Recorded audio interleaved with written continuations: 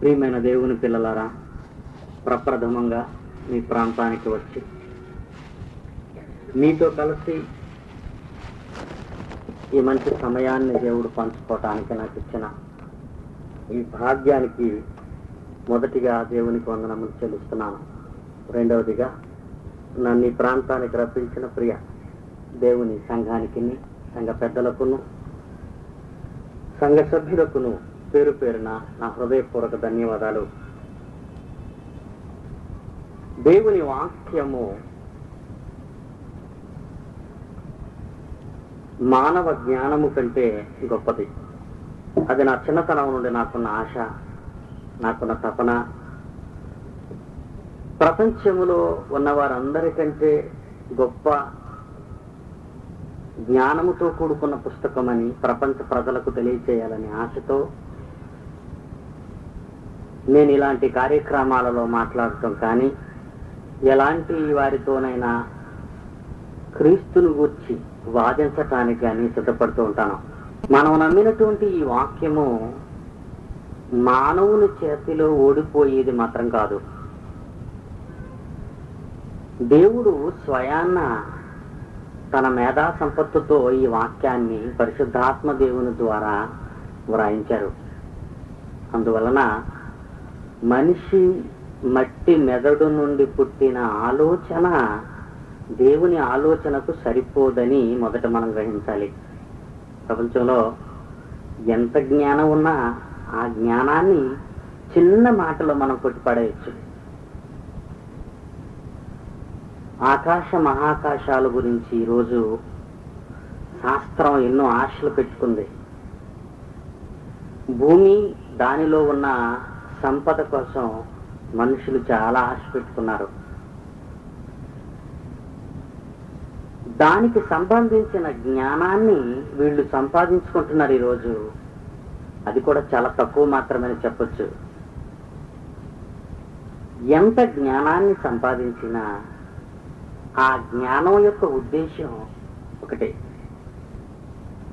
ఈ ప్రపంచంలో ఎన్ని చదువులు ఉన్నాయని ఏ పెద్దవాణిని అడిగినా వాళ్ళకు మాట చెప్తారు. 1,000,000 విద్యలు ఉన్నాయండి అంటారు. ఎన్ని విద్యలు ఉన్నాయని అడిగితే ప్రపంచాన్ని ఎన్ని విద్యలు ఉన్నాయట? 1,000,000 విద్యలు ఉన్నాయి. అందులో శాస్త్రవేత్త విద్య ఉంది, మరి వైద్యుని విద్య ఉంది, ఇంజనీర్ విద్య ఉంది, మరి అడ్వకేటు, లాయరు, న్యాయవాది విద్య ఉంది, మరి ఇలా రకరకాల విద్యలు ఉన్నాయి. ఇవన్నీ కూడా 1,000,000 విద్యలలోనివే, మర్చిపోకండి. ఇవన్నీ కూడా 1,000,000 విద్యలలోనివి. 1,000,000 విద్యలు ఎందుకయ్యా నీకు మనిషి అని అడుగుదాం మనిషిని, ఈ ప్రపంచాన్ని. 1,000,000 విద్యలు ఎందుకయ్యా? ఎందుకు నీకు 1,000,000 విద్యలు? 1,000,000 కోసం అండి అంటారు. శాస్త్రవేత్త కానివ్వండి, న్యాయవాది కానివ్వండి, డాక్టర్ కానివ్వండి, మినిస్టర్ కానివ్వండి, ఎవరైనా కానివ్వండి ప్రపంచంలో, ఎందుకయ్యా ఈ విద్యలన్నీ నేర్చుకున్నావు అని అడిగితే 1,000,000 కోసం కదండి అంటాడు. ఇంతేనా? ఇందుకేనా ఇన్ని విద్యలు ఉన్నాయి? అవును, 1,000,000 విద్యలు 1,000,000 కొరకే ఉన్నాయి.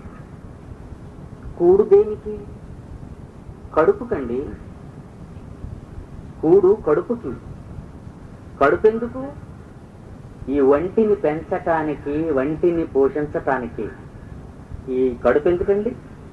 ఈ శరీరాన్ని నిలబెట్టడానికి. ప్రపంచంలో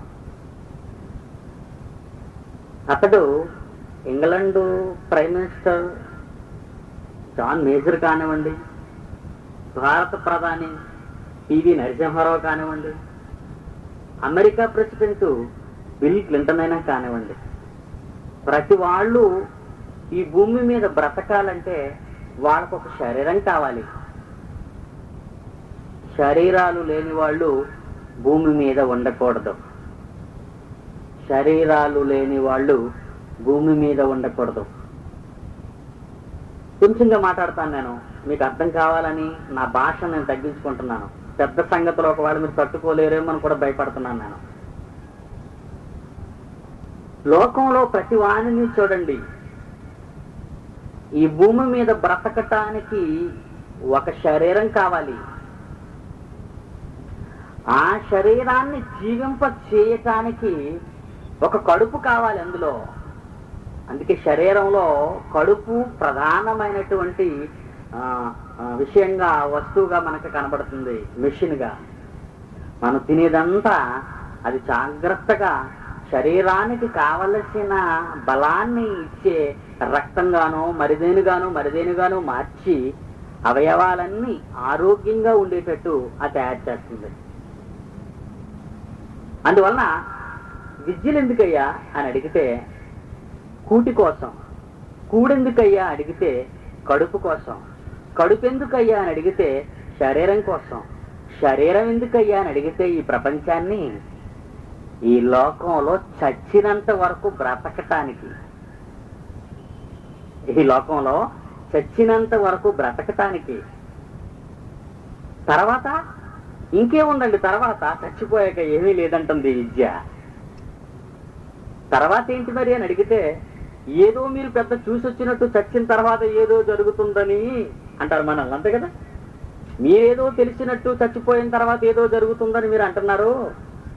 బ్రతికుంటుండగా సుఖాలు అనుభవించటానికి ఈ శరీరాన్ని ఈ లోకంలో ఉంచాలే తప్ప ఈ శరీరాన్ని విడిచిపెట్టిన తర్వాత ఇంకేముందండి బాబు, ఇంకేమి లేదు, ఇలాంటి బోధ చేసి ప్రజలను పాడు చేయకండి అంటున్నారు. దేవుడు లేడని చెప్పే శాస్త్రవేత్తలు కానివ్వండి, దేవుడు లేడనుకునే నాస్తిక హేతువాదులు కానివ్వండి, మరెవరైనా కానివ్వండి, అంటే దేవుడు అనే దాని మీద మానవుని మనస్సును కేంద్రీకరింపకుండా పుట్టావు గనక బ్రతుకు, బ్రతికావు గనక ఇష్టం వచ్చినట్టు తిరిగిన తర్వాత చావు, అది ఈ విద్యకున్న ప్రధాన ఉద్దేశం. ఈ విద్యలకున్న ఉద్దేశం ఏంటంటే చచ్చినంత వరకు బ్రతుకు, చచ్చిపోతే మరి బ్రతుకు లేదా? లేదు. ఎక్కడుంది అంటారు. ఈ శరీరాన్ని విడిచిపెడితే మరి ఒక శరీరం మరొక బ్రతుకు అంటూ ఇంకేమి లేదా? లేదంటుంది ఈ శాస్త్రం. ఎందుకంటే శాస్త్రానికి అంత జ్ఞానం ఎక్కడుంది? అది మానవ మెదడు నుండి వచ్చింది కనుక ఈ శాస్త్రం. ఏంటండి శాస్త్రాన్ని ఏం కాకుండా తీసేస్తున్నారు మీరు అనుకోవచ్చు. ఎందుకు తీసేస్తున్నానో 3 రోజులైన తర్వాత మీరు కూడా తీసేస్తారు, ఇంతే ఇదని.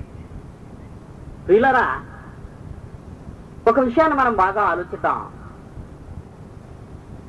రండి, వినండి, రక్షణ పొందండి అని మనం ఎవరిని బ్రతిమాలొద్దంటాను నేను. అందుకే మీ పత్రిక అడిగి చూశాను ఏం రాశారని.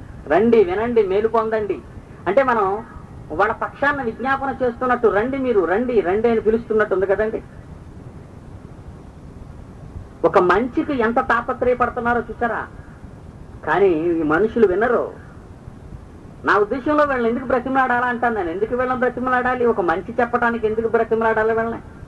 మోసపోవటానికి క్యూల్లో నిలబడే ఈ ప్రజలు మోసపోవడానికి బారులుగా పంక్తులుగా నిలబడే ఈ ప్రజలు బ్రతకటానికి ఆలోచించరు. బ్రతుకు అనేది ఇదే అనుకుంటుంది ఈ లోకం, ఈ శాస్త్రం, ఈ జ్ఞానం. ఈ భౌతిక శాస్త్రాన్ని ఒకసారి మనం ఆలోచిద్దాం. సుఖాళ్ళు గొప్పవాడు ప్రపంచంలో ఈ శాస్త్రాలు రాశారు. వాళ్ళందరినీ నేను పెద్ద పట్టించుకో, ఎందుకంటే నా ముందు చాలా మున్సిపాలిటీ బడిలో చదివిన ఆలోచిద్దే చిన్నపిల్లల కింద చూస్తాను వీళ్ళందరినీ నేను ప్రపంచంలో. ఈరోజు మన ముందు గొంగలి పురుగు ఉంటుంది, మనందరికీ తెలుసు. చాలా భయంకరంగా, హీనంగా, దాన్ని చూడగానే మన ఊళ్ళంతా గగురుబాటు కలిగేటట్టుగా ఉంటది. నల్లటి వెంట్రుకలతో శరీరము నిండా ప్రాకుతుంటది. అది చాలా అసహించుకుంటాం దాన్ని మనం. అదే శరీరముతో ఉన్న ఆ ప్రాణి, జాగ్రత్తగా వినాలి, అదే శరీరముతో ఉన్న ఆ ప్రాణి, ఆ జీవి కొన్నాళ్ళు నిద్రలోనికి వెళ్ళిపోద్ది. ఎక్కడో ఒక సురక్షిత ప్రాంతానికి వెళ్ళి గోడల మీదో, సందులలోనో, చెట్ల మీదో ఒక చిన్న గూడుని ఏర్పాటు చేసుకొని ఆ గూడులోకి పోయి నిద్రపోతుంది. అది గొంగలి పురుగు. నీకు తెలిసిన పురుగు, నా కథలో పురుగు కాదు, నేను సృష్టించిన పురుగు కాదు. ఇది బైబిల్ కథలు చెప్పదు, కథలు మనుషులు చెప్తారు. మరలా చెప్తానమాట, బైబిల్ కథలు చెప్పదు. దేవుడు మీకు కథ చెప్పవలసిన అవసరం ఏమీ లేదు. కథ ఎప్పుడు చెప్తాం? ఎదుటి వాడిని గోల్తా కొట్టించడానికి కథలు చెప్తాం. దేవుడు మనుషుల్ని బాల్తా కొట్టేస్తారు. ఎందుకంటే స్వయాన్న ఆయన పిల్లలు మనమంతా, ఈ ప్రపంచంలో ఉన్న మానవాళ్ళంతా. మీకు తెలిసిన పురుగు కొంతకాలము నిద్రపోయిన తరువాత దాని రూపాన్ని మార్చుకుంటుంది. అది శాస్త్రం అంటున్నారు ఈరోజు. అంటే సీతాకోక చిలుక అని మీరు అంటారు, పుస్తకాల్లో రాయబడింది. చూడడానికి అసహ్యంగా ఒకనాడు ఒక శరీరాన్ని కలిగిన ఈ జీవి కొంతకాలము తరువాత తన శరీరాన్ని పోగొట్టుకొని మరొక శరీరాన్ని సంపాదించుకొని ఒకనాడు ప్రాకే పరిస్థితి నుంచి ఎగిరే స్థితిలోనికి, ఒకనాడు చూచి అసహ్యించుకునే దశ నుంచి అందరూ కోరుకునే రెక్కలు రంగులు కలిగిన విచిత్రమైన చిన్న వస్తువుగా ఆకారంగా అది మనకు కనబడుతూ ఉంటది. అందరూ కోరుకుంటారు. వంగల పురుగుని తీసుకెళ్లి గోడల మీద పెట్టుకోరు, అందంగా ఉందండి మా ఇంట్లో పెట్టుకుంటామని. అదే సీతాకోక చిలుక అయితే అది కొనుక్కొని బజార్లో ఆ బొమ్మని అది మన గోడలు కంటించుకుంటాం, అందంగా షోగా కనబడాలని. ఒకే ప్రాణము, రెండు శరీరాలు. ఎవరైనా కాదనగలరా? ప్రాణము ఒకటే, జీవి ఒకటే, శరీరాలు రెండు. ముందున్న శరీరాన్ని పోగొట్టుకుంది, మరొక శరీరాన్ని తెచ్చుకుంది. ఈ మార్పు ప్రకృతిలో జరుగుతుంది. శాస్త్రానికి తెలిసినది, తెలుసుకున్నది. శాస్త్రం తెలుసుకున్నది. శాస్త్రం ఏమైనా శరీరాన్ని మార్చటం లేదు. గమనించాలి చదువుకున్న వాళ్ళు. నేడున్న ఈ శాస్త్రం దేవుని జ్ఞానాన్ని తెలుసుకుంటుందే తప్ప జ్ఞానాన్ని బోధించటం లేదు. నేడున్న శాస్త్రం దేవుని జ్ఞానాన్ని తెలుసుకుంటుంది, దేవుని పనిని తెలుసుకుంటుంది తప్ప పనిని చేయించటం లేదు. బాగా ఆలోచించాలి మీరు. అందుకే నేను ఎక్కువసేపు మాట్లాడను. కష్టమైన మాటలు ఇవి. ఇందాక చెప్పాను, మా ఉదయం చెప్పాను నేను సంఘంలో, మరలా చెప్తున్నాను ఒక మాట. ఇన్ని గంటల ఇన్ని నిమిషాలకు సంపూర్ణ సూర్యగ్రహణం అంటున్నారు. ఇన్ని గంటల ఇన్ని నిమిషాలు, ఫలానా రోజు ఫలానా ఇన్ని గంటలు ఇన్ని నిమిషాలు ఇన్ని క్షణాలకు సంపూర్ణ సూర్యగ్రహణం అంటున్నాడు. ఎలా అంటున్నాడు? ఎలా తెలిసింది? భూమి, చంద్రుడు, సూర్యుడు వాటంతటవి తిరుగుతున్నాయి గనుక ఒకదానికి ఒకటి అడ్డొచ్చినప్పుడు జరిగే ఈ గ్రహణాన్ని మనిషి లెక్కలు గట్టి చెబుతున్నాడు. అంటే చూసి చెబుతున్నాడే తప్ప చేయించి చెప్పటం లేదు. చేయించి చెప్పిన వాడు మొనగాడు. అర్థమైందా? చేయించి చెప్పిన వాడు మొనగాడు. చూసి చెప్పింది చూసి కాపీ కొట్టినోడు. అర్థమైందో లేదో మీకు? శాస్త్రం అని మీసాలు మెలేస్తున్నారు చాలా మంది ఈరోజు. శాస్త్రం అండి అని. ఏంటి తెలిసి నీకు శాస్త్రం? బచ్చావి నువ్వు, చాలా చిన్నవాడు. ఇందాక చెప్పాను, ఈ రోజు శాస్త్రాన్ని తెలుసుకున్నవాడు ప్రాథమిక పాఠశాలలో ఆదిద్దే అమాయకుడు. సంపూర్ణ సూర్యగ్రహము, సంపూర్ణ చంద్రగ్రహణము అని నానా భాషలు మాట్లాడుతున్నావే ఈరోజు. నీ శాస్త్రం నీకు ఏమి చెప్పిందో తెలుసా? చూసి నేర్చుకోరా బచ్చా అంది. చూసి నేర్చుకో ప్రకృతిని. జరిగించిందెవరు? నువ్వా, నీ శాస్త్రమా, నీ మానవ జ్ఞానమా? రండి వినండి అని బ్రతిమాలవలసిన పని లేదండి బైబిల్ బోధించే వాళ్ళకి. అది పిడి సుందర్రావు బోధ. బాబు నేర్చుకోండి. ఎందుకంటే అబద్ధాన్ని బోధిస్తున్నారా వీళ్ళు? మతాన్ని బోధిస్తున్నాడా క్రైస్తవుడు? కాదయ్యా, మహాజ్ఞానాన్ని. ఈ మానవ జ్ఞానానికి అందని మహా ఉజ్వలమైన జ్ఞానం బైబిలులో గుప్తమై భద్రపరచబడింది. ఆ జ్ఞానాన్ని నీవు తెలుసుకోవాలి అంటే నీకు యోగ్యత ఉండాలయ్యా. యోగ్యత, యోగ్యత. అది ఏ యూనివర్సిటీ నీకు ఇవ్వలేదు ఈ ప్రపంచంలో. ఒక ఆయన అడుగుతున్నాడు విదేశాల్లో, మీరు అమెరికాలో ఏ యూనివర్సిటీలో చదివారండి, మీ డిగ్రీలు ఏంటని అడిగాడండి ఒక ఆయన నన్ను. అర్థం కాక నేను ఆయనకి, మనుషులు రాసే పుస్తకాలు ఇప్పటికీ నేను చదవలేదు మిస్టర్ అన్నాను. మనుషులు రాసిన గ్రంథాలు నేను చదవలేదు. ఎందుకంటే అందులో కంపుండే అవకాశం ఉంది. చెప్పమంటారు? ఒక ఎగ్జాంపుల్ చెప్తాను. ఎన్ని గ్రహాలు నాయనా అని ఈ ఖగోళ శాస్త్రజ్ఞులు అడిగితే ఒకప్పుడు చెప్పారు 9 అన్నారు. 9 చదివేసి ఉంటారు మీరు. 9 నవగ్రహాలండి, సూర్యుడి చుట్టూ ఉన్నాయి, తిరుగుతున్నాయి. ఇవి సూర్య కుటుంబంలో సోలార్ సిస్టమ్ లో 9 గ్రహాలు ఉన్నాయండి. ఈ 9 గ్రహాలు సూర్యుడు చుట్టూ పరిభ్రమిస్తున్నాయి అంటున్నాడు. మరలా అడిగాను ఒక 4 ఏళ్ల తర్వాత, ఎన్ని గ్రహాలండి అంటే 10 ఉన్నాయి సార్ అన్నాడు. ఎన్ని గ్రహాలు ఉన్నాయి తెలుసండి ఇప్పుడు? 10. మరలా 2 ఏళ్ల తర్వాత అడిగితే ఎన్ని గ్రహాలు ఉన్నాయి ఈ సోలార్ సిస్టమ్ లో అడిగితే 11ది కనీ కనబడనట్టుగా ఉందండి అన్నాడు. ఇంతకీ ఎన్ని గ్రహాలు? తెలుసుకుంటున్న వాడికి ఎన్ని గ్రహాలు ఖచ్చితంగా చెప్పలేడు. అది సైన్స్ అంటే అర్థం. తెలుసుకుంటున్నాడు మనిషి. ఇంకా దేనిని చూచి? దేవుడు చేసిన దానిని చూచి. చేయించేవాడు కాదు నరుడు, చూసి చెప్పేవాడు. పిల్లరా, ఈ సభలలో మీరు చాలా గొప్ప గొప్ప సంగతులు వినబోతున్నారు. నేను ఎప్పుడు ఒకటి చెప్తాను, ఈ ప్రపంచంలో ఈనాటి వరకు ఏ గ్రంథములో గాని ఏ వ్యక్తి గాని చెప్పని ఉన్నతమైన సంగతులు ఈ బైబిల్లో నుంచి తీసి మీకు చూపించబోతున్నాను. మన బైబిల్లో ఉన్నాయండి ఇవన్నీ. అవును, మరి మీకు తెలియలేదు. ఈ రోజు చెప్పే ప్రపంచంలో ఉన్న ఇంగ్లాండ్ దేశంలో ఉన్న శాస్త్రవేత్తలు కానీ, అమెరికాలో ఉన్న శాస్త్రవేత్తలు కానీ, గ్రీసు దేశంలో ఉన్న గొప్ప గొప్ప శాస్త్రవేత్తలు కానీ, వీళ్ళంతా బైబిల్ను కాపీ కొట్టిన పెద్ద కాపీయిస్టులు. మీకు తెలియదు సంగతే, అది నాకు తెలుసు. వీళ్ళంతా బైబిల్నే కాపీ కొట్టారు వీళ్ళు, కానీ బైబిల్ అని మాత్రం చెప్పలేదు వీళ్ళు. బైబిల్ అని చెప్తే వాళ్ళ గొప్ప బయట ఎక్కడికి వెళ్ళిపోతే వాళ్ళకి ఎందుకు వెళ్ళిపోతారు, బైబిల్ గొప్పది అయిపోద్ది. ఇవన్నీ నిరూపించడానికే మీ ప్రాంతానికి వచ్చాను, మీ మధ్యకి వచ్చాను. ఒకసారి ఆలోచిద్దాం. గొంగలి పురుగు నుండి సీతాకోక చిలుకగా మారిన ఆ రెండింటిలో ఉన్నది ఒకే ప్రాణం, కానీ 2 శరీరాలు. ఒకే ప్రాణం ఒక శరీరములో నుండి మరొక శరీరాన్ని తెచ్చుకుంది అంటే ఇది నువ్వు నమ్ముతావా? ఒకవేళ ఇది నమ్మితే నీవు కూడా మరొక రూపాన్ని తెచ్చుకుంటావనేది నమ్మాలి. అది పీడి సుందరరావు ప్రశ్న. నమ్మవా? నీ కళ్ళ ముందు దేవుడు ఈ మహత్తర కార్యక్రమాన్ని చాలా చిన్నదిగా చేసి చూపించాడు. ఈరోజు ఒకే ప్రాణం 2 ఆకారాలు. ఇదే మానవ జీవితం, ఇదే శరీరం, ఇదే బ్రతుకు, ఇదే మాయ, ఇదే లోకమని నువ్వు అనుకుంటే ఓ జ్ఞాని నువ్వు మోసపోతావయ్యా అంటున్నాడు దేవుడు.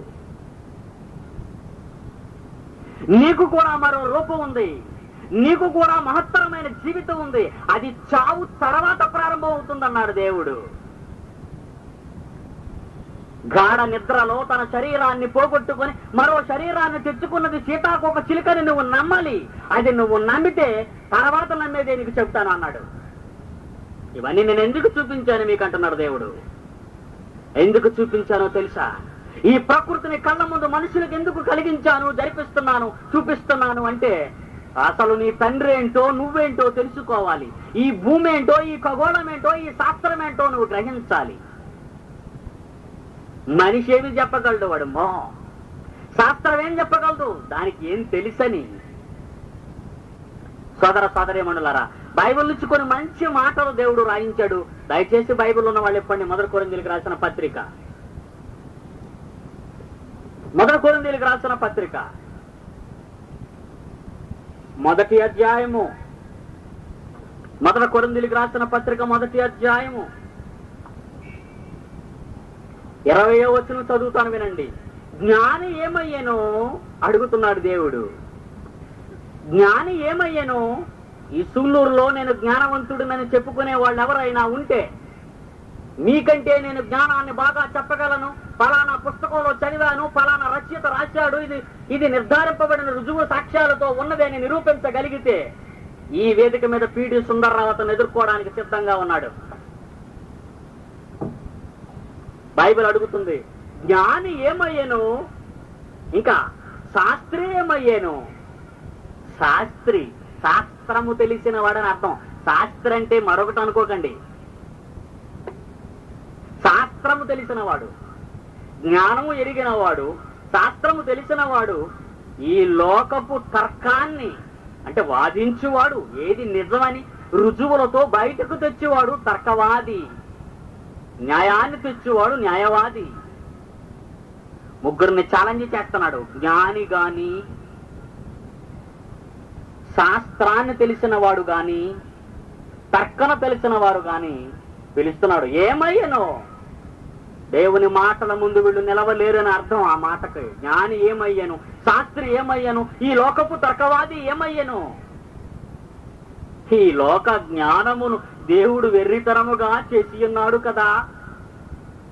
చివరికి వీళ్ళని ఎలా తేల్చేసిందంటే బైబిలు, వీళ్ళంతా వెర్రోలు నాయనా అన్నాడు. ఎలా వెర్రోలయ్యా తండ్రి దేవుడా? వీళ్ళంతా వెర్రోలు అంటున్నావేంటి? వీళ్ళంతా వెర్రోలు అంటావేంటయ్యా? వీళ్ళు ఎర్రోళ్ళ ఇళ్ళు? మరి ఎర్రోళ్ళు కాదా ఇళ్ళు? ఎలా ఎర్రోళ్ళు? కోటి విద్యలు కూటి కట, ఆ కూడు కడుపు కట, ఆ కడుపు శరీరాన్ని కట, ఆ తర్వాత చచ్చిపోతాడట. వాడు ఎర్రోడా మంచోడా? తిండేనా? తిండి. ప్రపంచాన్ని చూడండి, ప్రపంచంలో ప్రజలంతా చాలా బిజీగా ఉంటారు. రోజు 2 మాటలు చెప్తాను, నాకు టైం లేదే బాబు, నువ్వెక్కడ దొరికావు నా బుర్ర తినేయడానికి అంటాడు. దేవుడి గురించి చెప్పగానే ఎంత ఫీల్ అయిపోతారంటే వాళ్ళు. బంగారం షాపులోకి వెళ్ళు కానీ, కొనేవాళ్ళు కానీ, అమ్మేవాళ్ళు కానీ, అలాగే స్కూటర్ షాపులోకి వెళ్ళి కొనేవాళ్ళు కానీ, అమ్మేవాళ్ళు కానీ, దుకాణాల్లో కొనేవాళ్ళు కానీ, అమ్మేవాళ్ళు కానీ, ఓ సంతల్లో ఓ సందడి సందడి సందడి, ప్రపంచం అంతా సందడి. ఎవరికి చెప్తే వింటారు దేవుడి గురించి? ఎవ్వరు వినరు. పిచ్చి పట్టింది. వాస్తవాన్ని తెలుసుకోకుండా, గమ్యాన్ని ఆలోచించకుండా మనిషి పిచ్చివాడు అయిపోయాడు. పిచ్చివాడు. ఎన్ని కనిపెట్టావయ్యా మీ సామాన్లు? మందుగుండు సామాన్లు ఎన్ని కనిపెట్టావు నువ్వు? ఎన్ని కనిపెట్టానండి? మొత్తం లెక్క చెప్పమన్నాడు అందరినీ. లెక్క చెప్పండి. ప్రపంచంలో మారణాయుధాలు ఎన్ని ఉన్నాయి, ఎంతవరకు వాటి యొక్క పరిస్థితి ఎంత ఉంది, అమెరికాలో ఎంత ఉంది, జర్మనీలో ఎంత ఉంది, ఇండియాలో ఎంత ఉంది, పాకిస్తాన్లో ఎంత ఉంది, జపాన్లో ఎంత ఉంది, రష్యాలో ఎంత ఉంది, మొత్తం టోటల్ మారణాయుధాలు ఎన్ని ఉన్నాయో మొత్తం లెక్క కట్టి అంకెలు ఇమ్మన్నారు మొత్తం ప్రపంచం అంతా. అప్పుడు ఒక లెక్క ఇచ్చారు ఈ శాస్త్రవేత్తలంతా. మన దగ్గర ఉన్న స్టాక్ ఎంత ఉందంటే అండి, మారణాయుధాలండి. ఏ మారణాయుధాలు? మనుషులు చంపేవి కాదండి, మనుషులు చంపేవి కావు. ఈ భూమిని 100 సార్లు తగలబెట్టే భయంకర మారణాయుధాలు ఉన్నాయండి అన్నారు. ఎన్నిసార్లు తగలబెట్టడానికంటే ఈ నేలని, భూమిని 100 సార్లు. ఒక్కసారి వాడితే చాలు సరుకు. మనం ఉన్న ఈ భూగోళం బంతిగా కాలిపోద్ది. మనం ఉన్న ఈ భూగోళం మాడిపోద్ది. ఒకసారి ఒక వంతు తగలబెడితే. ఇంకా 99 పాళ్ళు ఉన్నాడు తగలబెట్టడానికి. ఎందుకంటే ఇన్ని మారణాయుధాలు కనిపెట్టారు? 100 సార్లు ఈ భూమిని తగలబెట్టే ఈ మారణాయుధాలు ఎందుకంటే కనిపెట్టారు? ఏమైనా పని ఉందండి వీళ్ళకి? చెప్పండి ఇప్పుడు మీరు. దేవుడు వెర్రోలు అనగానే మీసాలు మెలేసి బాధపడిపోతున్నారు పౌరుషం వచ్చేసి. ఎందుకండి మారణాయుధాలన్నీ కనిపెట్టారు? ఇన్ని మారణాయుధాలు నేలను తగలబెట్టడానికి. అమెరికా వాడు ప్రయోగిస్తే మేమెక్కడ దెబ్బతింటామని రష్యా వాడు తయారు చేశాడు. రష్యా వాడు ఎప్పుడైనా ప్రయోగిస్తే మేమేమైపోతాము అనేటువంటి ఇరాక్ వాడు తయారు చేశాడు. ఇరాన్ వాడు తయారు చేశాడు. గల్ఫ్ దేశాలు తయారు చేసింది. జపాన్ వాడు తయారు చేశాడు. ఇలా ప్రపంచంలో ఉన్న అన్ని దేశాలు భయంకరమైన మారణాయుధాలు కనిపెట్టేసి రెడీగా పెట్టుకున్నారు. ఎందుకు? వాడైతే వీడేయడానికి, వీళ్ళైతే వాడేయడానికి. వీటన్నిటినీ తయారు చేసింది ఎవరు? శాస్త్రవేత్తలు. శాస్త్రవేత్త అండినా. సంచలనాలు మొదటి భాగం ఒకటి రాశాను పుస్తకంలో, 20th century సెన్సేషనల్స్ అని ఒకటి రాశాను. రష్యా దేశానికి చెందిన వాడు ఆటం బాంబు కనిపెట్టినందుకు అతడికి నోబెల్ బహుమతి ఇస్తూ శాంతి కాముకుడని టైటిల్ ఇచ్చారు. మీకు అర్థమైందో లేదో ఇప్పుడు ఇది? ఆటం బాంబు కనిపెట్టేందుకు అతని పేరు రాశానండి. ఆండ్రో సకరోవ్ అనే రష్యా శాస్త్రవేత్తకి ప్రపంచం నోబెల్ బహుమతి ఇచ్చింది. ఎందుకు ఇచ్చిందా అని చదవడం మొదలెట్టాను. ఇతడట ఆటం బాంబు కనిపెట్టాడట. ఆటం బాంబు ఎందుకంటే దోమల మందా లేకపోతే ఈగల మందా? అది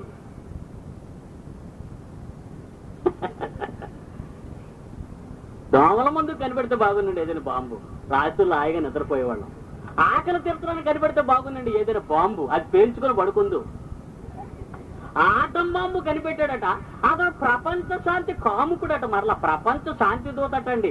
ఇచ్చిన వాడికి బుద్ధి ఉందా? నోబెల్ ప్రైజ్ ఇచ్చాడు కదండి. పిచ్చి పట్టింది శాస్త్రానికి, పిచ్చి పట్టింది శాస్త్రవేత్తకు, ఈ మనిషికి పిచ్చి పట్టింది. ఈ లోక జ్ఞానమును దేవుడు వెర్రితనముగా చేశాడు అన్నాడు. 2000 సంవత్సరాలైంది మాట చెప్పి. ఆటం అనే పదానికి అర్థం తెలియని రోజున అనే పదానికి ప్రపంచానికి అర్థము తెలియని రోజున 2000 సంవత్సరాల క్రితం మహావేదములో ఈ ప్రపంచ జ్ఞానమును దేవుడు వెర్రితనముగా చేశాడు అని చెప్పాడు వేదంలో. నీకేం తెలుసయ్యా? శాస్త్రం ఎప్పుడు పుట్టింది? నువ్వెప్పుడు పుట్టావయ్యా శాస్త్రం గురించి మాట్లాడుతున్నావు? టైటిల్ మీరు చదివే ఉంటారు, భూమి బూడిదైతే అంతరిక్షం అంతరిస్తుందా అని. ఇదే మీటింగులండి బాబు. స్వస్థత సభలో, ప్రార్థన కూటాలో, క్రీస్తు పండుగలో అని పాత టైపు బ్యాండ్ వాయిద్దాం అనుకుంటారు మనోళ్ళు. ఏం చెప్పాలో తెలియదు కదండి వీళ్ళకి. ఏదో గొడవ, ఏదో చేయాలి జనాలు కూర్చోబెట్టి. ప్రపంచానికి అర్థం కాని జ్ఞానాన్ని బోధించటానికి క్రైస్తవుడు నడుం కట్టాలంటున్నాడు దేవుడు. వాళ్ళ అజ్ఞానాన్ని చూపించి వాళ్ళ అంధకారంలో నుండి వాళ్ళ బయటకు లాగి అగ్నిలో నుండి లాగినట్లుగా అనేక మందిని రక్షించమని ఈ దేవుని వేదాన్ని, వాక్యాన్ని దేవుడు నీకు ఇచ్చాడు. ఈ వేళిచ్చింది కాదు, ఇది ఈ రోజు ఇచ్చింది కాదు. ఈ రోజు మానవుడు ఒకటి ఊహిస్తున్నాడు. చంద్రమండలం మీద స్థిర నివాసం ఏర్పాటు చేసుకోబోతున్నాడు. తెలుసా మీకు?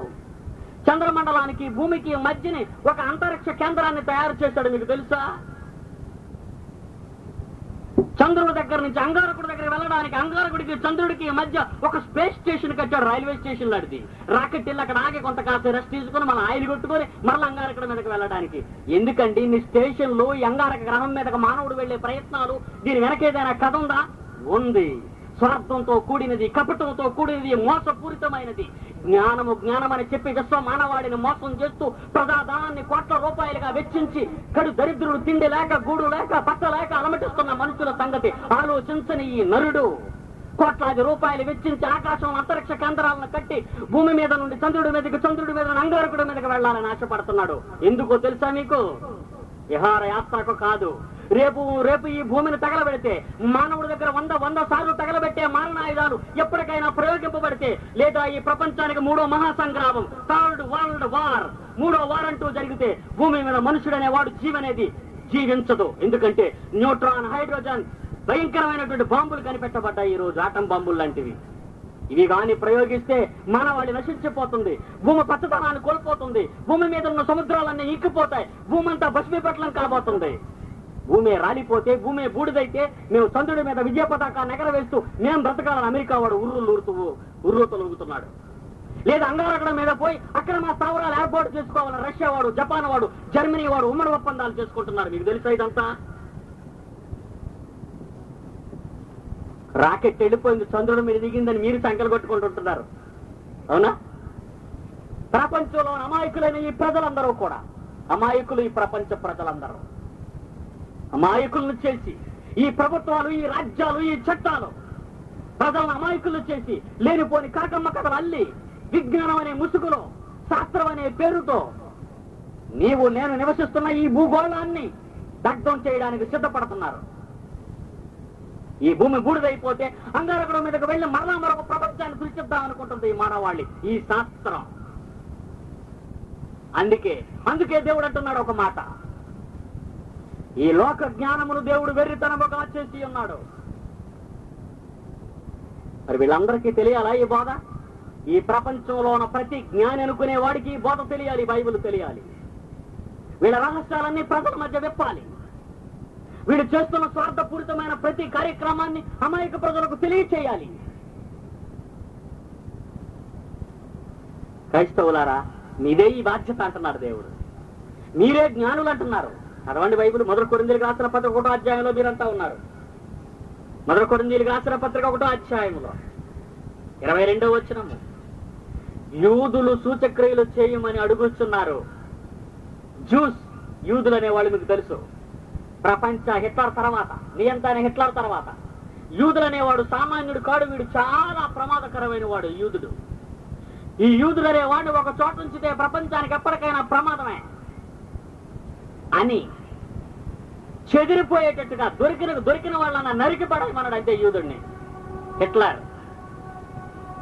నియంత్రణ హిట్లర్ మీకు తెలుసు. అప్పుడు పారిపోయారు యూదులంతా. ఈ యూదుల గురించి ఒక్కసారి మీరు ఆలోచించండి. బైబిల్లో యేసుక్రీస్తు దగ్గరకు వచ్చి ఒక మాట అడుగుతున్నారు యూదులు. ఏమనో తెలుసా? ఏమయ్యా యేసు ప్రభువా, మా పితరులు ఇశ్రాయేలీలు ఉన్నారే, అరణ్యంలో అద్భుతాలు చూశారు, సూచక్రియలు చూశారు, మహత్కార్యాలు చూశారు. ఆకాశం నుండి మన్నా కురిపించాడు, అది మేము తినేవాళ్ళు, మా వాళ్ళంతా తినేవాళ్ళు. ఇప్పుడు నువ్వేం చేస్తావు? ఏదో చేస్తే గాని మేము నమ్మం అన్నారు. ఆలోచించండి, మీ బైబిల్లో ఇదే రాయబడింది. మా కొరకు నువ్వు ఏ సూచక్రియ చేస్తావు అని అడిగారు. అంతేగాని అతను ఏమి చెప్పడానికి వచ్చాడు, ఏమి చెబుతాడు, ఎందువలన అతను బోధిస్తున్నాడు, ఎవరికి ఎక్కడికి రమ్మని ఆయన పిలుస్తున్నాడు అని ఆత్మజ్ఞానం లోపించింది యూదులకి. వాళ్ళ పిల్లల్ని బాగు చేయించుకున్నారు, వాళ్ళు రోగాలను బాగు చేయించుకున్నారు, వాళ్ళ చచ్చిన వాళ్ళు బతికించుకున్నారు, వాళ్ళ అవసరాలు తీర్చుకోవడానికి యేసు ప్రభువును వాడుకున్నారు వాళ్ళు. మత్తయి, మార్కు, లూకా, యోహాను సువార్తలు చదివితే మీకు అర్థం అవుతుంది. కానీ యేసు చెప్పిన బోధ, యేసు చేసిన పరమార్థ సంబంధమైన పరలోకపు జ్ఞానాన్ని వాళ్ళు గ్రహించలేకపోయారు. ప్రియులరా, సూచక్రియలు చేయమని అడిగారు వాళ్ళు. అడిగితే చేస్తే ఏం చేశారు వాళ్ళు? సిలువ వేశారు ఆయన్ని, చంపారు ఆయన్ని, గుద్దారు ఆయన్ని, కొరడాలతో కుట్టారు ఆయన్ని. అలాంటి భయంకర జనాంగం యూదులు. గమనించండి మీరు, ఆ యూదులు ఆయన్ని సిలువ వేశారు. ఆ యూదులు యేసుక్రీస్తుని ఏమడిగారు తెలుసా? నువ్వేం బోధ తెచ్చావు, నీ బోధలో ఎన్ని గొప్ప సంగతులు ఉన్నవి, అయ్యో మేము ఎంత ప్రమాదకర స్థితిలో ఉన్నాం, మేము మారిపోతాం అని అనలేదు వాళ్ళు. సూచక్రియలు అడిగారు. అదే పౌలు అంటున్నాడు కొరింథీలో ఉన్న సంఘానికి రాస్తూ, యూదులు సూచక్రియలు చేయమని అడుగుతున్నారు. వండర్స్ కావాలి. ఈ రోజు కూడా ప్రపంచంలో శాస్త్రవేత్త ఎవరయ్యా అని అడిగితే యూదులని మొదట చెప్పండి మీరు.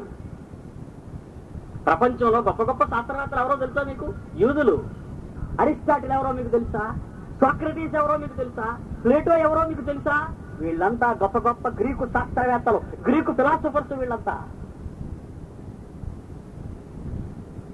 బైబిల్ ఎంత స్వచ్ఛమైనది, బైబిల్ ఎంత యథార్థమైనది. యూదులు సూచక్రియలు చేయమని అడుగుతున్నారు, గ్రీసు దేశస్తుల జ్ఞానమును వెదకుతున్నారు. యూదులు సూచక్రియలు చేయమని అడుగుతున్నారు, గ్రీసు దేశస్తులు జ్ఞానమును వెదకుతున్నారు. అయితే మేము, కింద వచ్చిన చూడండి ఎంత మంచి మాట అన్నాడు, అయితే మేము సిలువ వేయబడిన క్రీస్తును ప్రకటించుతున్నాము. వీళ్ళు వండర్స్ కావాలని అడుగుతున్నారు, వీళ్ళు జ్ఞానం కావాలని వెతుకుతున్నారు. వీళ్ళు అడుగుతున్నారు, వీళ్ళు వెతుకుతున్నారు. చాలా జాగ్రత్తగా రావాలి మీరు ఇక్కడికి. వాళ్ళు అడుగుతున్నారు, వీళ్ళు వెతుకుతున్నారు. సూచక్రియలు చేయమని అడుగుతున్నారు యూదులు. గ్రీసు దేశస్తుల జ్ఞానమును వెతుకుతున్నారు. వీళ్ళు అడుగుతున్నారు, వీళ్ళు వెతకుతున్నారు. క్రైస్తవులారా మీరేం చేస్తున్నారో కింద చెప్పాడు. మేము సిలువ వేయబడి క్రీస్తును ప్రకటించుతున్నాము. వీళ్ళు అడిగిన దానిని, వీళ్ళు వెతికిన దానిని మేము ప్రకటిస్తున్నాము అన్నాడు ఆయన. వీళ్ళు ఏ వండర్స్ కావాలని అడుగుతున్నారో, వీళ్ళు ఏ జ్ఞానం కావాలని వెతుకుతున్నారో, ఈ అడుక్కునే వాళ్ళకి, వెతుక్కునే వాళ్ళకి మేము ప్రకటిస్తున్నాం. ఎవరిని? క్రీస్తు. క్రీస్తులో ఏముందండి బాబు అంటారు. ఇప్పుడు క్రీస్తును ప్రకటిస్తున్నాడు. క్రీస్తులో ఏముందండి? సిలువలో చచ్చిపోడు, మేకులు వేయించుకున్నాడు, ముండ కిరీటం పెట్టుకున్నాడు, అతనికేముందండి? క్రీస్తును ప్రకటించడం ఏంటి? చూడండి కింద వచనం 24వ వచనంలో, యూదులకేమి గ్రీసు దేశస్థులకేమి పిలువబడిన వారికే క్రీస్తు దేవుని శక్తి, పవర్ ఆఫ్ గాడ్, శక్తి. క్రీస్తు ఎవరనుకుంటున్నారు? శక్తి. ఇంకా జ్ఞానమునై ఉన్నాడు. వెతికే వారికి శక్తి. క్రీస్తు వెతికే వారికి శక్తి. యూదులకు యేసుక్రీస్తు శక్తి, పవర్ ఆఫ్ గాడ్, దేవునికి శక్తి, దేవుని శక్తి ఆయన. వెతికే యూదులకు ఆయన శక్తి, అడిగే గ్రీసు దేశస్తులకు, జ్ఞానాన్ని వెతికే వాళ్ళకి అతడు జ్ఞానము. క్రీస్తే శక్తి, క్రీస్తే జ్ఞానము. మీరు క్రీస్తుని చదివితే చాలు, అందరికంటే గొప్పలు అయిపోతారు. యేసుక్రీస్తు ఎవరు అనుకుంటున్నారు? అతడు శక్తి, అతడు జ్ఞానము. అతడు ఎలా శక్తి అయ్యాడో, ఎలా జ్ఞానమయ్యాడో రేపు ఎల్లుండి మీరు వినబోతున్నారు. యేసుక్రీస్తు శక్తి, యేసుక్రీస్తు జ్ఞానమా? అవును, అదే నేను బోధిస్తే బోధ, నేను బోధించే బోధ. యేసుక్రీస్తుని గురించిన ప్రకటన, యేసుక్రీస్తుని గురించిన వార్త ఈ ప్రపంచ జ్ఞానాన్ని కకావికలం చేసి, ప్రపంచ జ్ఞానాన్ని కుక్కలు చింపిన విస్తరిగా చింపేసి యేసుక్రీస్తుని ప్రపంచంలో చూపించబోతున్నాను. అసలు క్రీస్తు అంటే ఒక మత బోధకుడని, క్రీస్తు అంటే ఒక పనికి మారిన వాడని, ఒక వడ్లవాని కుమారుడని, ఇతను మరియమ్మ కొడుకు కాడా అని ప్రశ్నించే ఈ ప్రపంచాన్ని చిత్తుగా ఓడించి భూమి మీద పడుకోబెట్టడానికే ఈ జ్ఞానాన్ని బోధిస్తున్నాను. క్రీస్తును విమర్శించేవాడు ప్రపంచంలో ఉండకూడదు. క్రీస్తును ప్రశ్నించేవాడు ప్రపంచంలో నిలవకూడదు. సోదర సోదరీమణులారా, క్రీస్తు అంటే ఏటో ఈ ప్రపంచానికి అర్థం కావటం లేదు. ఒక మాట చెప్తాను ముగించే ముందు. ఇవాళ తేదీ ఎంతండి? 5 మే నెల 1995 తేదీ. ఈ తేదీ మీరు చెప్తారు. ప్రపంచంలో ఏ ఒక్కరిని అడగండి ఈ తేదీ చెప్తాడు. ఇదే తేదీ, మార్చడు. తేదీని మార్చడానికి వీల్లేదు. ప్రపంచం అంతటికి ఇదే తేదీ, ఇదే లెక్కలో. 5 మే నెల 1995 ఎందుకు చెబుతున్నారు వీళ్ళంతా? ఎవరు పుట్టారని, ఎవరు పుట్టాక ఈ వయసు ఈ కాలం వచ్చిందని. యేసు తెలుసా మీకు ఆ సంగతి? ప్రపంచంలో మహానుభావుడు ఇంకెవరు లేరండి. యేసే దొరికాడా ఈ ప్రపంచానికి? ఆలోచించండి. యేసు తప్పించి మరెవరూ లేరా తారీఖులు కట్టుకోవడానికి, లెక్కలు వేసుకోవడానికి? మావాడు గొప్ప, మావాడు గొప్ప, మావాడు గొప్ప, మావాడు గొప్ప అని మహామహులందరినీ ఆ ఫోటోల్లో చూపిస్తున్నారే ఈ రోజు ఈ ప్రపంచంలో ఉన్నవాళ్ళు. వాళ్ళెవరూ సరిపోలేదా లెక్కలు కట్టుకోవడానికి? వీళ్ళకి యేసే కావాలా? కావాలి. ఎందుకంటే అతడు శక పురుషుడు. ఈ ప్రపంచాన్ని సూటిగడిగే ప్రశ్న అది. మీరు కూడా మహాత్ములు, మహానుభావులు, గొప్ప గొప్ప వాళ్ళని చెప్పుకునే యావత్తు భూమి మీద యేసు దొరికాడా నాయనా నీకు లెక్కలు కట్టడానికి? శక పురుషుడు, శక పురుషుడు ఆయన. నీవు కాలాన్ని లెక్కించాలన్నా క్రీస్తు పూర్వం అని చెప్పాలన్నా, క్రీస్తు తర్వాత అని చెప్పాలన్నా ఇదే కాలం నీకు దిక్కు అంద ప్రపంచం. ఇదే కాలం నీకు దిక్కు. మరొక కాలం లేదు, మరొక తేదీలు లేవు, మరొక సంవత్సరాలు లేవు. వాడుకలో ప్రపంచంలో అత్యధికముగా వాడుకలో ఉన్నది ఆయన శక పురుషుడు. 2000 సంవత్సరాల క్రితం భూమధ్య భాగంలో పాలస్తీనా అనే ప్రాంతంలో మధ్యధరా సముద్రానికి తూర్పున అతి చిన్న పల్లె గ్రామమైన బెత్లెహేములో పుట్టాడు ఈయన. చాలా మంది పుట్టారు గొప్పవాళ్ళు ప్రపంచంలో, చాలా మంది గొప్ప గొప్పవాళ్ళు. ఒక సామాన్యమైన కార్పెంటరీ వడ్రంగ వారి కుటుంబంలో పుట్టాడు ఆయన. సామాన్యంగా జీవితాన్ని ప్రారంభించాడు. అతను కొన్ని మాటలు చెప్పాడు అతని జీవితంలో. ఆ మాటలు అనేక కోటలు, సముద్రాలు, పర్వతాలు, నదులు దాటిపోయాయి. ప్రపంచంలో అనేక మంది అతని బోధలు విన్నారు. ఈ రోజు ప్రపంచ జనాభాలో 176 కోట్ల మంది క్రైస్తవులు ఉన్నారు అంటే అతని మాటలు అబద్ధమైతే, అతని బోధ తప్పు అయితే ఇన్ని కోట్ల మంది తప్పు చేసేవాళ్ళ? అది నేను అడిగిన ప్రశ్న. 40 సంవత్సరాలు దాటక ముందు భారతదేశానికి స్వతంత్రాన్ని తీసుకొచ్చాడు మహాత్మా గాంధీ. ఈ దేశంలో మద్యపానం అనేది ఉండకుండా, త్రాగుడు అనేది లేకుండా ఈ దేశ ప్రజలను కాపాడండి అని మాట తీసుకున్నాడు రాజ్యాంగ నేతలతో. స్వాతంత్రాన్ని తీసుకొచ్చాను ఈ భారతదేశానికి. మహాత్ముడు అంది ఈ భారతీయులంతా.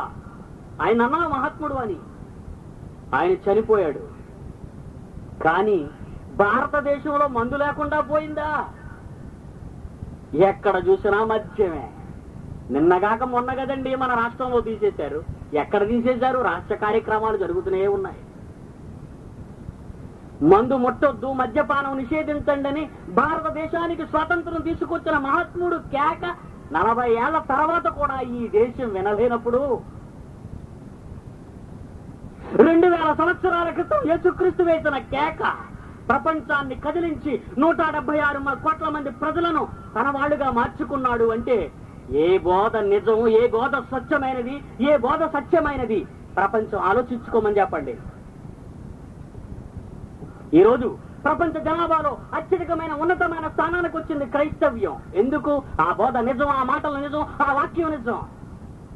కట్టు కథలు కావు. మానవులో శాస్త్రానికైనా, మానవులో రాజకీయానికైనా, మానవుల్లో వైద్యానికైనా, మానవుల్లో ఏ జ్ఞానానికైనా మించిన జ్ఞానము క్రీస్తు. అతడు దేవుని శక్తి, దేవుని జ్ఞానము. యూదులు అడుగుతున్నారు, గ్రీసు దేశస్తులు వెతుకుతున్నారు, క్రైస్తవులు బోధించుతున్నారు, ప్రకటించుతున్నారు. అడిగేవాడు గొప్పోడా, వెతికేవాడు గొప్పోడా, ప్రకటించేవాడు గొప్పోడా? చెప్పండి మీరు. ఏట్రా వెతుకుతున్నావు, ఇలారా. నువ్వేట్రా అడుగుతున్నావు, ఇలారా అంటాం. ఎప్పుడు? ఆడి వెదికేది వీడు అడిగేది తెలిసినప్పుడే మనం అధికారికంగా పిలవగలవాళ్ళని. తెలుసా మీకు? ఏటి వెతుకుతున్నావు, ఇలారా. నువ్వేటి అడుగుతున్నావు, అక్కడ ఇలారా. నువ్వు అడిగేది ఇది, నువ్వు వెతికేది ఇది అని చెప్పమన్నాడు మనల్ని. అడిగేవానికి వెతికేవానికి ప్రకటిస్తున్నాం మేము అన్నాడు. అంటే మాస్టర్స్ ఎవరు చెప్పండి ఇప్పుడు? చెప్పేవాళ్ళు, బైబిల్ను బోధించేవాళ్ళు, బైబిల్ తెలిసిన వాళ్ళు, దేవుని జ్ఞానాన్ని పరిశోధించిన వాళ్ళు వీళ్ళే. ప్రపంచం అడుక్కుంటుంది ఇంకా ఏదేదో ఏదేదో అంతరిక్షమట, మహానక్షత్రాలట, నక్షత్ర మండలాలట, ఖగోళమట. వీళ్ళు వెతుకుతున్నారు, వీళ్ళు అడుగుతున్నారు. మనమేమంటున్నావు తెలుసా? మీరిద్దరు రండి, మీరు వెతికేది ఇది, నువ్వు అడిగేది ఇది, కూర్చోండి. Don't waste your time, don't waste your money. నీ ధనాన్ని కానీ నీ కాలాన్ని కానీ ఎద్దపరచకుండా ఇక్కడ కూర్చోండి. నువ్వు వెతికేది, నువ్వు అడిగేది నేను చెప్తానంటున్నది బైబిల్. క్రైస్తవుడు దాన్ని బోధించేవాడు. మంచి మాట ఉంది బైబిల్లో. 2వ అధ్యాయం అదే పత్రిక, 2వ అధ్యాయం 6వ వచనము. 1 కొరింథీ 2వ అధ్యాయం 6వ వచనము. పరిపూర్ణులైన వారి మధ్య జ్ఞానమును బోధించుతున్నాము. ఎవరి మధ్య అండి జ్ఞానాన్ని బోధిస్తున్నారట క్రైస్తవులు? ఎవరి మధ్య అండి? పరిపూర్ణులైన వారి మధ్య. పరిపూర్ణులు అంటే అర్థం ఏంటో తెలుసా? స్కాలర్స్. స్కాలర్స్ అంటే మాస్టర్స్ అన్నమాట వాళ్ళు. మాకంతా తెలిసిన ప్రపంచంలో ఎవడైనా అంటే మీరేమనాలి తెలుసా? నీకేం తెలీదు, నువ్వు తెలుసుకోవాల్సింది చాలా ఉంది, ఇక్కడికి వచ్చి కూర్చోనాలి మీరు. అది ఇప్పుడు నేనేం చెప్తున్న పని అదేనండి. ఇప్పుడు ఈ ప్రపంచంలో నాకంతా తెలుసాను కానీ ఎవరైనా అనుకుంటే నీకేం తెలీదు, ఇక్కడికి వచ్చి కూర్చొని చెప్పాల్సింది చాలా ఉందంటాను. ఫోటో చేసి మతంలో కలిపేసుకుంటామేమో అనుకుంటున్నారు వీళ్ళంతా. కాదు కాదు, నీకు తెలియని జ్ఞానము చాలా ఉంది. ఈ ప్రపంచంలో ఏ పుస్తకాలలో లేనిది ఇక్కడ ఉంది. షేక్స్పియర్ అంటారు కదండి అందరూ. షేక్స్పియర్, జాన్ బెనెట్ కానీ, జాన్ కెన్నెత్ కానీ, షేక్స్పియర్ కానీ వీళ్ళు గొప్ప గొప్ప రచనలు చేశారని ప్రపంచం చెప్పుకుంటుంది. ఉన్నత విద్య యూనివర్సిటీల్లో వీళ్ళ గురించి వీళ్ళు రాసిన పోయమ్స్ అవి మనం చదువుతూ ఉంటాం. యూనివర్సిటీస్ చదివేవాళ్ళు కానీ, కాలేజీలో చదివేవాళ్ళు కానీ తెలుస్తుంది. అసలు వీళ్ళు ఎవరో తెలుసండి? ఏ రాశారు తెలిసిండు? బైబిల్ని కాపీ కొట్టేశారండి వీళ్ళంతా. తమ తెలియదు చాలా మందికి అది, కానీ కాపీ కొట్టేస్తే అతను పేరెట్టుకున్నాడు ఆయన. షేక్స్పియర్ చెప్పిన ప్రోవర్బ్స్ లో ఒకటి చెప్తాను మీకు. Face is the index of the mind అంటాడు. మొహాన్ని చూడగానే బుర్రలో ఏమన్నాయో చెప్పవచ్చు అన్నాడు. మొహాన్ని చూడగానే ఫేస్, ఆ మొహాన్ని చూడగానట వీడు అసలు ఎలాంటి వాడు, వీడు బుర్రలో ఏమున్నాయి అది చెప్పవచ్చు అన్నాడు. ఎలా తెలిసింది ఆయనకి? మనం అనుకున్నాం గొప్ప జ్ఞానం అండి ఉంది, మరి ఏమి చదివాడో ఏటో కానీ మొత్తం సైకాలజీ అంతా చదివేసినట్టున్నాడు, మనస్తత్వ శాస్త్రం ఎంత బాగా నిజంగా ఇంగ్లీషోడేనండి అంటాం మనం. అంతే కదండి, మనం మాట్లాడుకునేటప్పుడు అంటాం ఇంగ్లీషోడేనండి. మరి గొప్ప గొప్ప రచనలు. యెషయా గ్రంథం క్రీస్తుకు ముందు 600-700 సంవత్సరాల్లో ఇశ్రాయేలీల మధ్య యెషయా అనేటువంటి ఒక భక్తుడు, ప్రవక్త పుట్టాడు. అతను ఒక గ్రంథాన్ని రాశాడు, దాని పేరు యెషయా గ్రంథం. ఆ గ్రంథంలో 3వ అధ్యాయంలో పరిశుద్ధాత్మ దేవుడు యెషయా చేత ఏం రాయించాడు ఒకసారి మీ బైబిల్ చూడండి. 3వ అధ్యాయము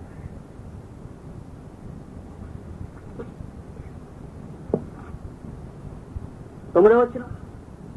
యెషయా గ్రంథం 3వ అధ్యాయం 9వ వచనం అర్థం చేసుకోండి. షేక్స్పియర్ కదా అది. వారి ముఖ లక్షణమే వారి మీద సాక్ష్యం ఇచ్చును అన్నది బైబిల్లో. ఎక్కడదండి మాట? వాడు మొహం చూడగానే వాడు ఎలాంటి వాడో చెప్పి వచ్చని దేవుడు క్రీస్తుకు పూర్వము 600 సంవత్సరాల్లో రాయించాడు. షేక్స్పియర్ ఎప్పుడు పుట్టాడు చెప్పండి ఇప్పుడు మీరు? షేక్స్పియర్ ఎప్పుడైనా పుట్టాడు? బచ్చా చిన్న పిల్లడండి వాడు. బైబిల్ని చదివి ఇంగ్లీష్ కదండి కాపీ కొట్టి face is the index of the mind అని గొప్ప స్లోగన్ ప్రోవర్బ్ చెప్పి కొన్ని రచనలు బైబిల్లోనికి రాసేసి ఆధారం చేసుకుని అతను గొప్ప రచయితగా పేరు పొందాడు. ఈరోజు సోదర సోదరీమణులారా, ఈ రోజు ప్రపంచంలో ఉన్న గొప్ప గొప్ప వాళ్ళని చెప్పుకునే వాళ్ళంతా కూడా బైబిల్ని కాపీ చేసిన పెద్ద కాపీస్టులు వీళ్ళు. మనం బోధించక, ప్రజల మధ్యకి జ్ఞానాన్ని తీసుకుపోక, ప్రజలకి ఇది అర్థం కాక వాడు చెప్పిందే నిజమని ప్రపంచం నమ్ముతుంది ఈరోజు. పరిపూర్ణులైన వారి మధ్య జ్ఞానమును బోధించుతున్నాము అంటున్నాడు పౌలు. నేను పెద్ద స్కాలర్ని, నేను పెద్ద మాస్టర్ని, నాకు ఈ లోకం అంతా తెలుసు, నాకు గొప్ప జ్ఞానం ఉంది, ఇది ఇందులో నేను మాస్టర్ని, లేదా ఈ సబ్జెక్ట్ లో నేను మాస్టర్ని, ఈ సబ్జెక్ట్ లో నేను స్కాలర్ని, ప్రొఫెసర్ని. ఈ ప్రపంచంలో ఎవరైనా చెప్పుకుంటే వాళ్ళందరికీ చెప్పేది ఒకటే, మీకేం తెలీదు, వచ్చి నేర్చుకోండి బైబిల్ అని చెప్పాలి మీరు.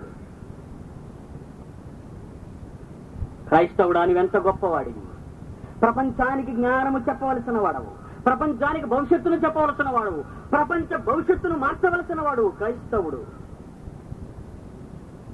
పౌలు శీల లాంటి వాడు మొదటి శతాబ్దంలో మహాజ్ఞానుల మధ్య వాక్యాన్ని బోధించడానికి వెళ్ళిన రోజున అపోస్తల కార్యం 17:6 మీరు చూస్తే, భూమిని తలక్రిందులు చేయవారు ఇక్కడికి కూడా వచ్చి ఉన్నారు అంటున్నారు వాళ్ళిద్దరిని. ఏమన్నారు వాళ్ళని? భూమిని తలక్రిందులు చేయువారు. క్రైస్తవుడు అంటే ఎవరనుకుంటున్నారు? భూమిని తలక్రిందులు చేసేయగలడు. దేనితో? దేవుని వాక్యము. ఈ నేలను కలిగించిన మాట, ఈ ప్రకృతిని కలిగించిన మాట, ప్రకృతిని శాసిస్తున్న మాట, ప్రకృతిని నడిపిస్తున్న మాట దేవుని మాట, దేవుని వాక్యం బైబిల్. దానిని బోధించువారు భూమిని తలక్రిందులు చేయవారు కారా? అవును, మీరు చదువుకున్న ఈ వేదం, మీ చేతిలో ఉన్న ఈ చిన్న పుస్తకం ప్రపంచ జ్ఞానాన్ని సవాలు చేసి ప్రపంచ మానవ జ్ఞానానికి ఎదురు నిలిచిన మహోజ్వలమైన పుస్తకం. అహ్మద్ దీదాత్ గురించి చెప్పాడు ఇప్పుడే. ప్రపంచంలో 14 మందిని ఓడించాడు ఈరోజు. అమెరికా వాళ్ళని, కెనడా వాళ్ళని, ఆస్ట్రేలియా వాళ్ళని, ఆఫ్రికా వాళ్ళని, యూరోపియన్స్ ని ఓడించేశాడు. వెర్రవీగిపోతున్నాడు, మీకు తెలుసు, వెర్రవీగిపోతున్నాడు. ఆ పత్రికలు చదివితే మీకు అర్థం అవుతుంది. ఏమని ఛాలెంజ్ చేశాడు తెలుసండి? 1981 సంవత్సరం సౌత్ ఆఫ్రికాలోని డర్బన్ సిటీలో నిలబడి 4,000 మంది యూదులు, 4,000 మంది ఇస్లామిక్ సోదర సోదరీమణుల ఉన్న మధ్య ఒక సవాలు విసిరాడు ప్రపంచానికి. ఈ ప్రపంచంలో క్రైస్తవుడైన వాడు ఎవడైనా ఉంటే 2 నిమిషాలలో ఈ ప్రపంచంలో ఏ న్యాయస్థానంలోనైనా ఈ బైబిల్ని ఇలా ఇసిరేస్తానన్నాడండి. అది అతడు ఛాలెంజ్. దీన్ని ఇసిరేస్తాడటండి, ఇసిరేస్తాడటండి, ఇసిరేస్తాడట. నాకు చాలా బాధ కలిగేసిందండి. అబ్బో, చాలా ఆవేశం వచ్చేసింది నాకు. ఎంత కాలానికి నాకు సమవుజ్జి దొరికాడు అనుకున్నాను. ఎంత కాలానికి నాకు సమవుజ్జి దొరికాడు. వేశాను ఉత్తరాన్ని. నేను 2 క్షణాల్లో నిన్ను ఇసిరేస్తానన్నాను. నువ్వు 2 నిమిషాలు అన్నావు, 2 సెకండ్లలో నిన్ను ఇసిరేస్తాను, వస్తావా నాతో ఛాలెంజ్ అన్నాను. వస్తానన్నాడు. వస్తాను, నా సొంత విమాన ఛార్జీలు పెట్టుకొని నేనే వస్తానన్నాడు. రా, నువ్వో నేను తేలిపోవాలి, కానీ మన ఇద్దరి మధ్య షరతు ఒకటి గమనించాలి. నువ్వు నేను ఓడిపోతే సున్నతి చేసుకొని, సుల్తీ చేసుకుని ఇస్లామిక్ సిద్ధాంతాలకు అనుకూలంగా నీ వెంట తిరుగుతాను నేను.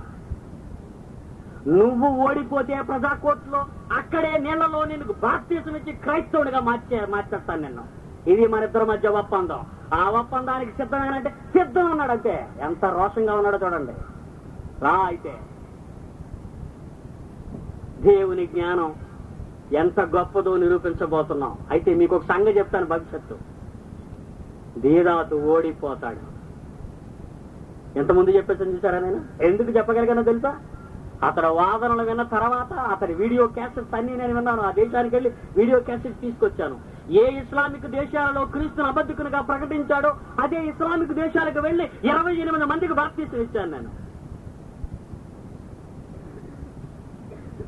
అతని క్యాసెట్స్ అన్ని చూశాను, అతని పట్టులన్నీ చూశాను. చాలా చిన్నోడు. నేను ఇందాక చెప్పని చూసారా? మున్సిపాలిటీ బడిలో స్టూడెంట్. సోదర సోదరీమణులారా, క్రైస్తవుడు భూమిని తలక్రిందులు చేయువాడు. మానవ జ్ఞానానికి అతీతమైన మహావేదాన్ని కలిగిన అదృష్టవంతుడు క్రైస్తవుడు. అంత చక్కని వేదాన్ని కలిగిన మీరు ఈ ప్రపంచ శాస్త్రాన్ని సవాలు చేసే జ్ఞానాన్ని మరో 2 రోజుల్లో మీరు వినబోతున్నారు. ఈ మానవ జ్ఞానం ఒక అభూత కల్పన. ఈ మానవ శాస్త్రం ఒక పెద్ద కాపీ చేసిన పుస్తకం. ఈ మానవ జ్ఞానము ప్రపంచాన్ని దగ్ధం చేసే భయంకర జ్ఞానం. అదే ఈ నేల, ఈ భూమి బూడిదైతే మొత్తం ఈ సిస్టమ్ అంతా, ఈ ఖగోళం అంతా ఏమైపోతుందో మీకు చెప్పబోతున్నాను. ఈ రోజు మానవుడు తయారు చేసిన ఈ భయంకర మారణకాండ ఈ ప్రపంచాన్ని ఏ దిశకు తీసుకువెళ్తుందో మీకు అర్థం కాదు. ఆలిన దేశాల సమాఖ్యతలో టీవీ నరసింహారావు గారు మాట్లాడుతూ ఒక చక్కని సందేశాన్ని ప్రపంచ దేశాల్లో ఇచ్చారు. మనదంతా ఒకే, మనకున్నది ఒకే భూమి, మనకున్నది ఒకే భూమి, దాన్ని కాపాడుకుందామని అమెరికా, రష్యా లాంటి దేశాలు ఆయుధాల ఒప్పందం చేసి వాళ్ళకున్న ఆయుధాలను నిర్వీర్యం చేయడానికి సిద్ధపడుతున్నారు ఈ రోజు. ఇవన్నీ పత్రికల్లో మీరు చదివే ఉండాలి. ఇప్పటికే మనకున్న ఆయుధాలన్నీ నిర్వీర్యం చేసేద్దాం. ఆయుధాలు నిర్వీర్యం కావడం లేదంటే కొన్ని ఆయుధాలు, కొన్ని బాంబులు పనికి రాకుండా పోవటం లేదంటే ఎక్కడో పేల్చేయాలటని. ఎలా ఇప్పుడు పెద్ద తగు వచ్చి పడింది వీళ్ళకి. ఎక్కడ పేల్చేస్తారు? ఎవరి దేశంలో పేల్చి ఎవరు ఊరుకుంటారు?